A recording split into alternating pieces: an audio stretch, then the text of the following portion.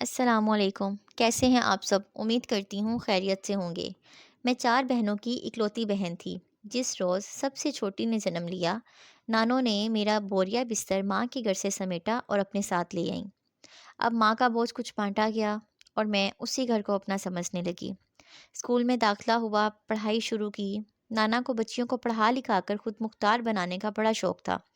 اپنی بیٹیاں تو بھلے وقتوں میں ہی بیاہی گئیں، تو اب سارے لاٹ میرے ہی اٹھائے جاتے۔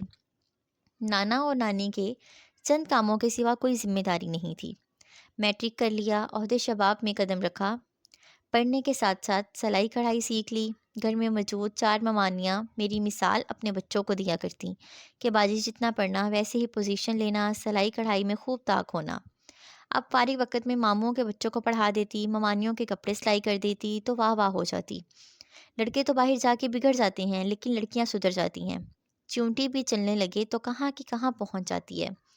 ایسے ہی ایک روز میری تعلیم بھی مکمل ہو گئی۔ اسی خوشی میں فیصل آباد والے ماموں کے ہاں جانا قرار پایا۔ نانا اور میں عازم سفر ہوئے، چند دن وہاں قیام کیا۔ ماموں چند برس قبل ہی یہاں شفٹ ہوئے تھے۔ ان کے بچے جو مجھ سے ٹیوشن پڑھتے تھے اب نوجوانی میں قدم رکھ رہے تھے، 3 بچیاں اور ایک بیٹا۔ نانا نماز پڑھ رہے تھے جب میں ممانی کے پاس آ کر بیٹھ گئی کہ کل تو چلے ہی جانا ہے، کہ علی آ گیا۔ باجی تمہاری محنت سے دیکھو اب مجھے اسکالرشپ ملتی ہے، وہ فخر سے بتانے لگا۔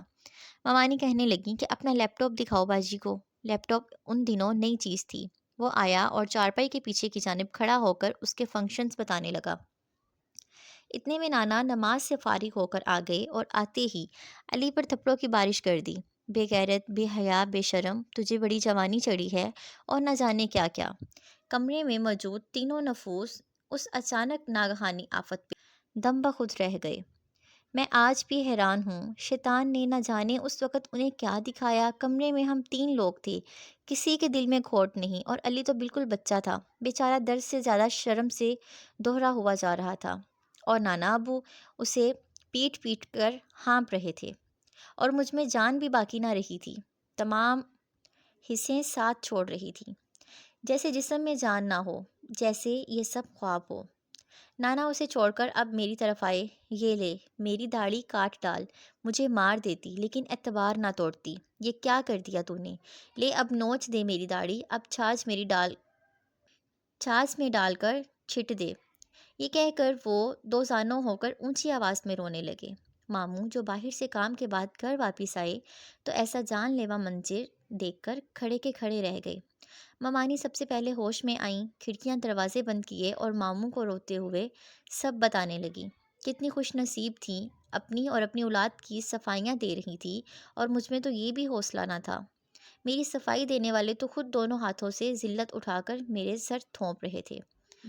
آخری بات کو ہوش و حواس کھونے سے پہلے سنی۔ ممانی ماموں کو یقین دلا رہی تھی کہ میں بھی وہاں موجود تھی، یہ لوگ اکیلے نہیں تھے، کچھ تو ہوا ہی ہوگا۔ کیا میرا باپ جھوٹا ہے؟ بس اتنا سا اعتبار ہوتا ہے لوگوں کو، ہمارے اپنے لوگوں کو، پیدا کرنے والوں کو۔ کچھ تو دیکھا ہی ہوگا، کچھ تو دیکھا ہی ہوگا۔ دیواریں ایک دوسرے سے سرگوشیاں کرنے لگی۔ اتنے برسوں سے سنبھالی عزت تار تار ہو گئی، اور وہ بھی کیسے؟ اس سے تو اچھا تھا کہ میرا تعلق ہوتا علی سے۔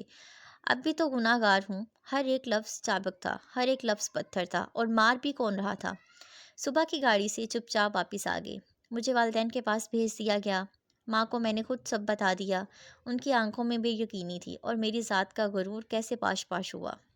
شاید اسی لیے الزام لگانے والے کے لیے 80 کوڑوں کی سزا رکھی گئی، اور ہمارے اپنے، تم نے یہ کیوں نہ کہا کہ نہیں ایسا نہیں، ایسی تاکید کیوں کی گئی؟ یا اللہ، وہ تیری لاڈلی عائشہ تھی، ان پہ غیروں نے الزام لگایا، تم نے خود ان کی ہی بے گناہی ثابت کی۔ میری بے گناہی کون ثابت کرے گا؟ جس نے اتنے برس پالا اس نے یوں کند چھری سے ذبح کیا۔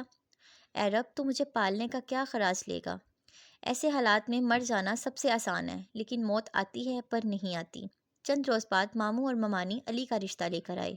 ماں نے مجھ سے پوچھا، ممانی پاس بیٹھی تھی، دیکھو بیٹا، میں جانتی ہوں یہ ظلم ہے، لیکن اب کوئی چارہ نہیں۔ آنسو ٹپ ٹپ ان کی آنکھ سے گرنے لگے۔ میں تمام عمر ایک بوجھ کی طرح ان لوگوں کے کندھوں پہ سوار رہی، اور اب میں علی سے شادی نہیں کروں گی۔ میرے لہجے کی مضبوطی نے دونوں کو چونکا دیا۔ میں تمام عمر یہ تانے نہیں سہ سکتی۔ امی، آپ چھوٹی کے لیے ہاں کر دیں۔